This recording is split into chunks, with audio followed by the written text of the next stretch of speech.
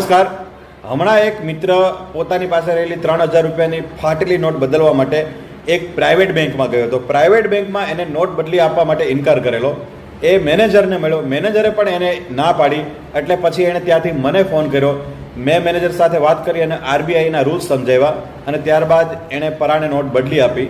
તો ફાટેલી નોટ બદલવા માટે આપણે માત્ર એસબીઆઈનો સહારો લઈએ છીએ, પરંતુ કોઈ પણ પ્રાઇવેટ બેંકે પણ ફાટેલી નોટ બદલી આપવી પડે છે. ફાટેલી નોટ બદલી આપવાના આરબીઆઈના કેટલાક નિયમો છે. પહેલો નિયમ તો એ છે કે ફાટેલી નોટની વેલ્યુ 10 રૂપિયાથી વધારે હોવી જોઈએ. 10 રૂપિયાથી ઉપરની કિંમતવાળી નોટ બદલી દેવામાં આવશે. બીજો નિયમ અગત્યનો કે ફાટેલી નોટ 50%થી વધારે હોવી જોઈએ. 50%થી વધારેનો હિસ્સો તમારી પાસે હોવો જોઈએ, તો જ તમને બેંક બદલી આપશે.